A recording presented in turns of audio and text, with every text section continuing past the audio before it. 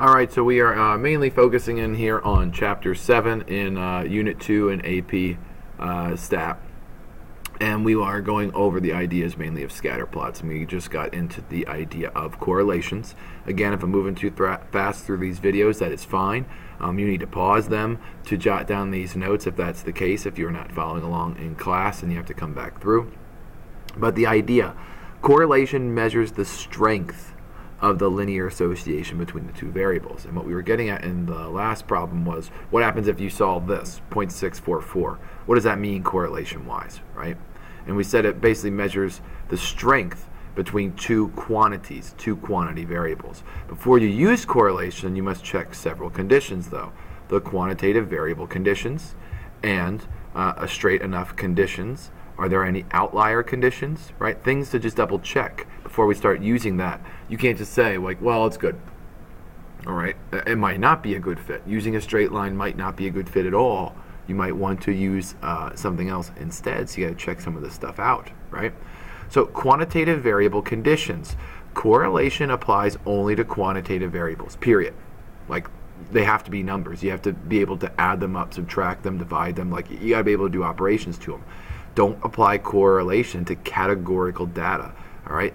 And sometimes people think that those categorical data are actually quantitative, and they aren't. Check that you know the variable units and what they measure as well. They don't have measures of units. There's a good chance it might not even be quantitative, all right? Straight enough conditions. You can calculate a correlation coefficient for any pair of variables. It'll always show up. It doesn't matter. Like, when you plug it in the calculator, we'll always get a correlation coefficient, especially if you put your diagnostics on. It'll show up. It doesn't mean that you need it, right?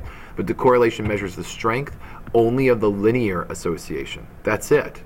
So if it's not linear, then it's not going to work, which is why we were altering them, making them log x, but still making it in the overview, if you remember, or log y. We were doing that in order to still make it technically a straight line, is what we were doing, because it needs to be a linear association, right? Otherwise it's going to be misleading.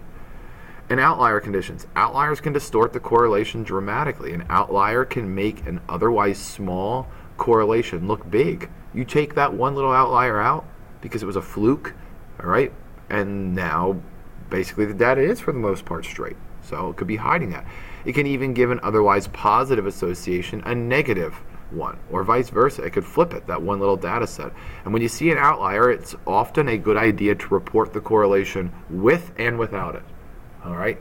So putting it together so you realize that this is what it would be otherwise, is just in case to double check. Okay, so correlation properties. The sign of a correlation coefficient gives the direction of the association. All right, the correlation coefficient gives the direction. Correlation is always between -1 and +1. Correlation can be the exact equal. It can be -1 or +1. That just means it's a perfect fit in a positive or negative direction. Those values are unusual. All right, that's probably not going to happen because they mean that all the data points fall exactly in a straight line. You didn't find a predicted line. You found the line is what you found. Okay, if it's positive or -1. Correlation near 0 corresponds to it being very weak. So the closer it is to 0 on either side, right? It's just a weak correlation. Correlation treats x and y symmetrically.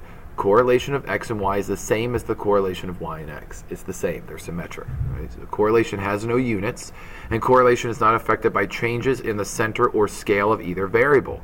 Correlation depends only on the z-scores, and they are unaffected by changes in the center of the scale.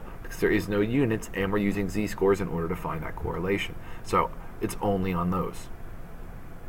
Correlation measures the strength of a linear relationship between two variables.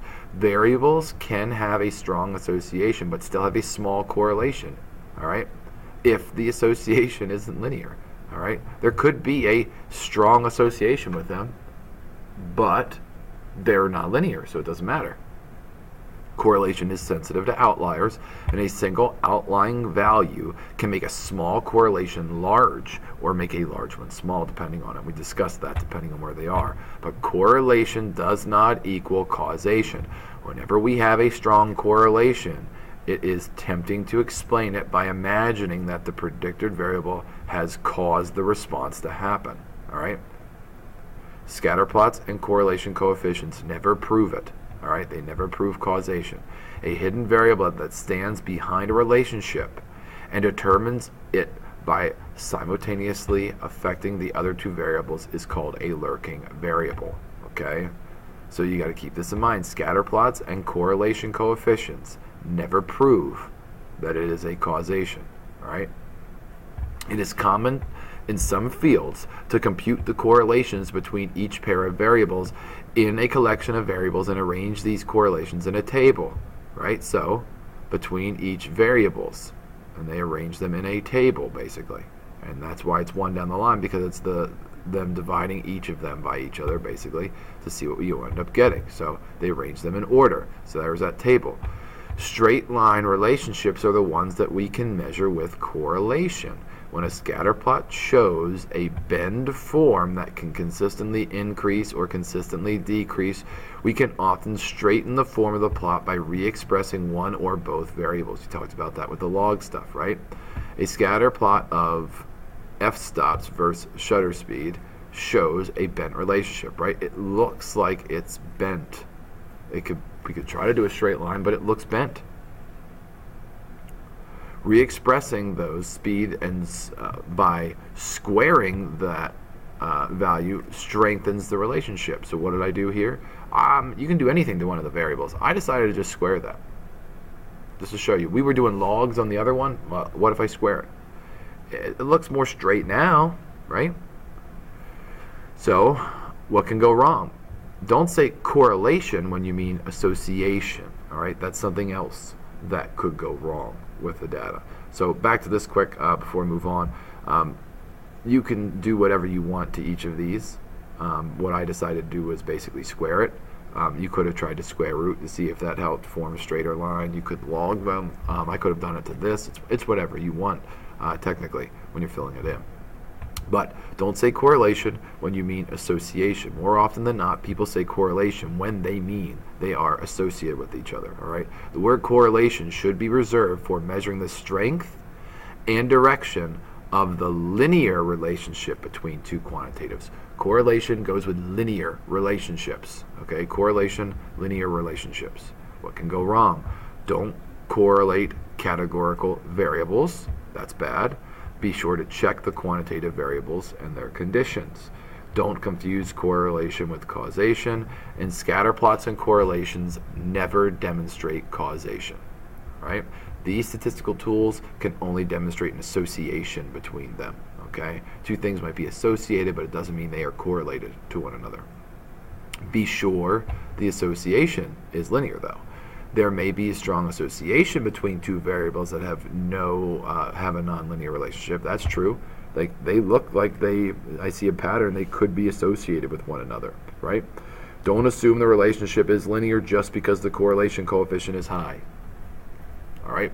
Outliers could be affecting that to make it higher. You can't assume that. Don't assume that. That's the point.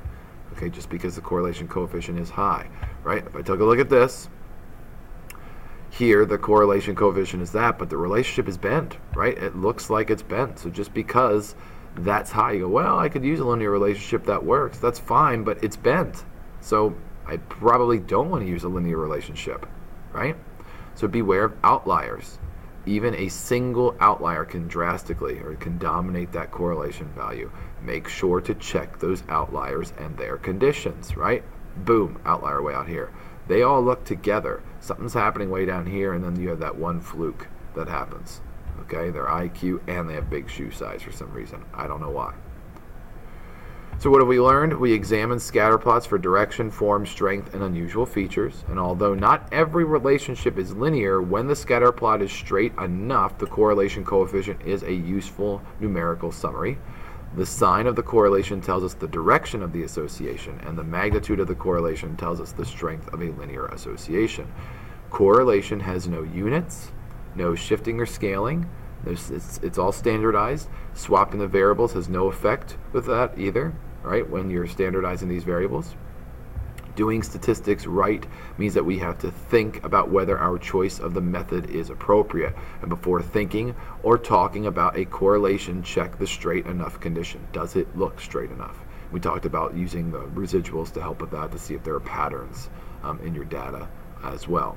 You watch out for the outliers and don't assume that a high correlation or strong association is evidence of cause and effect relationships. You got to be aware there could be a lurking variable or some outlier that's affecting it to make it look that way. This is why I go over the overview, guys. I go over an overview so you can see how some of this is used and maybe connect the dots along the way with stats, kind of spiral back through with our data to make sure it all works. These that they give us, these little videos as well on these PowerPoints, are helpful, but it doesn't explain anything in detail like my overview of the whole chapter did. So this is hopefully there to kind of close the gap, I guess, and we cycle back through and hit on it, is the point. So if you have any questions or concerns, please don't hesitate to let me know.